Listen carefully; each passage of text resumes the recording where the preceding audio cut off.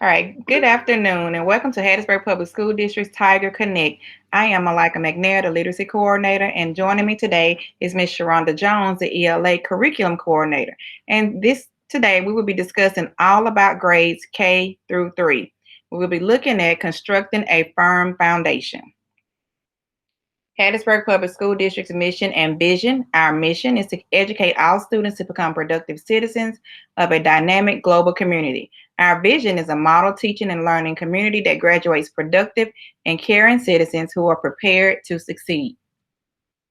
Hattiesburg Public School District's goals: academic success, all students proficient and are showing growth in all academic areas; community support and engagement, foster community partnerships that support student achievement and school success; safe and orderly schools, maintain a positive learning environment; and fiscal accountability, maintain sound fiscal practices. The agenda for today, we will look at all about K-3.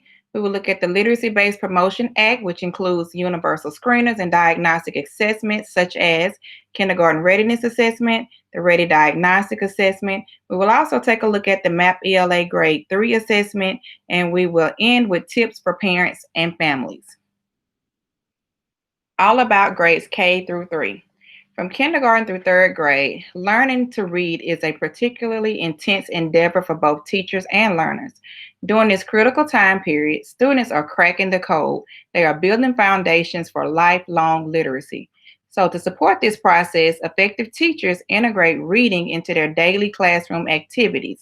They are making sure that they capitalize on how reading, writing, speaking, and listening support one another.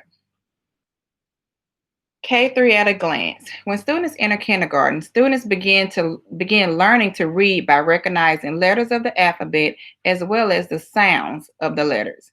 They begin to tell you sounds and words that they hear, and they also enjoy singing songs and working with rhyming words. They build their vocabulary through read alouds and hands-on activities. When they enter first grade, children focus on the basic building blocks of reading. They learn to connect between letter patterns and sounds to read and write words. Children also learn how to read and write familiar sight words. They focus on vocabulary while being read to by adults and through various activities. First graders also learn strategies to think about and gain meaning from what they read. Second grade. In second grade, students begin to strengthen their basic skills to read longer text. They should be able to read and write many patterns and sight words by the end of the school year. They continue to build their vocabulary through reading.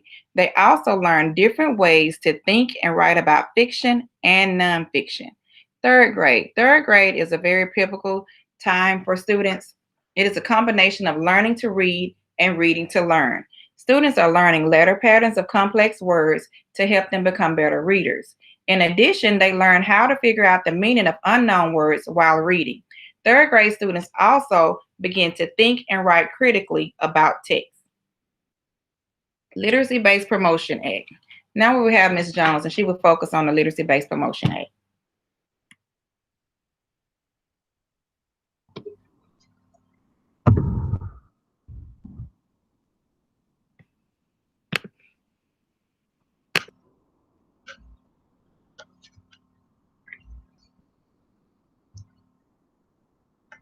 The Literacy-Based Promotion Act was created in order to ensure that students are reading on grade level by the third grade. The third grade was targeted because there is an abundance of research that proves that if students are not reading on grade level by the third grade, then they're less likely to graduate from high school and less likely to be successful academically.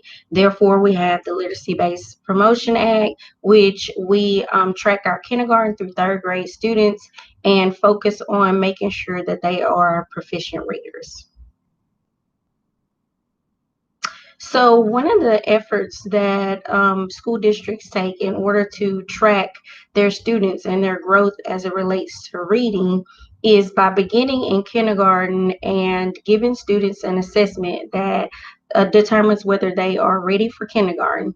They are given this assessment at the beginning of the year, and then they're also given this assessment again at the end of the year.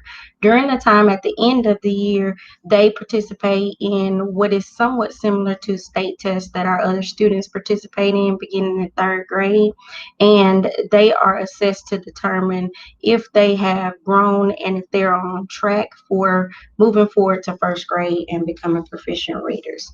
Also, we give our students an I-rated diagnostic assessment. That assessment is given 3 times a year. That assessment is given at the beginning of the year in August. It's given again in December before leaving for Christmas break, and it's given the final time during that school year prior to leaving for spring break. This gives us an idea of where our students are academically and allows us to track them and make provisions for their weaknesses and their strengths.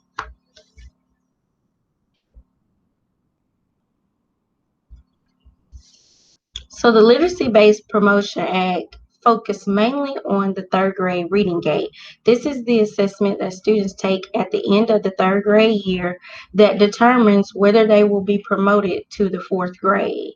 Students must be proficient readers at that time. Prior to the 2018-19 school year, students were able to receive a passing score if they scored a level 2 on the assessment. However, in 2019, the mandate was increased and students now have to score a level 3 in order to be considered a proficient reader and also move to the fourth grade. So part of this act focuses on preventing students from falling behind. So interventions are put in place to ensure that students are reading on grade level and that students are able to fill in any gaps that may exist as it relates to reading. Retention is the last option. Students are given multiple opportunities to take the assessment, and some students will qualify for what's called good cause. Some of those students are students that are English language learners, which means English is not their first language, or students who have a special education ruling. The families are a large component of this process. We need all families to support their students and assist in them becoming proficient readers. We are displaying now what is called the pathways to promotion. And basically, this diagram outlines the testing process. So students will take the initial assessment and they will receive a passing or failing score. Once students receive that score, if it is a failing score, students will then be assessed to determine whether they are eligible for good cause. If those students are eligible for good cause, they can be promoted to the fourth grade without further testing. However, if those students are not eligible for good cause, they can take a second test. After taking the second test, if they receive an additional failing score, then students will have a third time during the summer to take that test. The important thing to know about that is that the students will have increased intervention and assistance throughout that process to help them be successful and hopefully pass that assessment.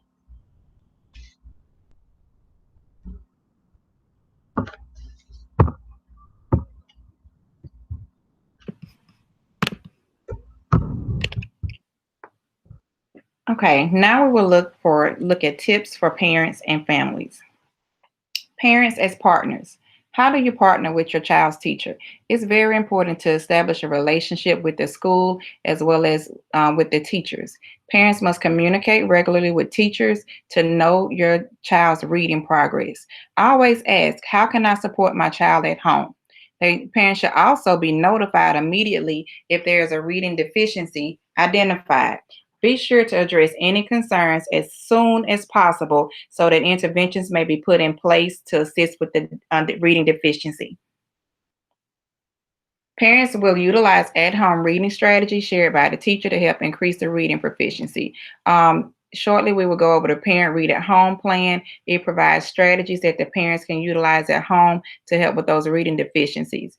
Make sure that you make a note of important dates such as parent nights, conferences, know when progress reports are coming out and report cards, as well as when students are going to take assessments. This will ensure that your child is prepared and ready. And make sure that your child is present and on time for school each day. Communicating with your child. One of the best ways to support your child is through communication. It is a two-way process. It develops positive speaking and listening skills. It informs you of what your child is learning. It also gives you insights on what your child thinks and how they feel about school. Show that reading is valued. Reading is a very important component in education.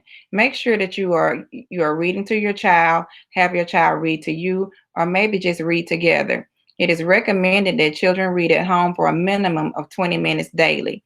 I know that we are in the middle of a pandemic, but try to get to libraries and visits. Go to trade bookstores, yard sales. Try to create your home library. Make sure that you are providing your children with several different types of books to read to help expand their reading. Expose your children to different types of reading material on a daily basis. Parent Read at Home plan.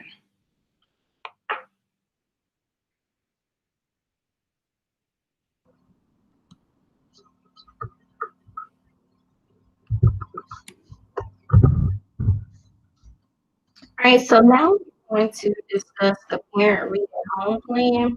If students are identified to have deficits in reading, then those students will get what is called an IRP, an individualized reading plan. That plan will be designed specifically to meet the needs of the student, and along with that plan, parents will receive a Read at Home plan. The Read at Home plan basically gives parents tips on things that they need to do in order to assist their child in becoming a proficient reader. So some of the things that parents need to be aware of are some of the vocabulary that will be used in the plan that you'll see. Will focus on a benchmark, which is how a child performs in reading compared to other children of the same age. And it's basically what they're expected to know at that point.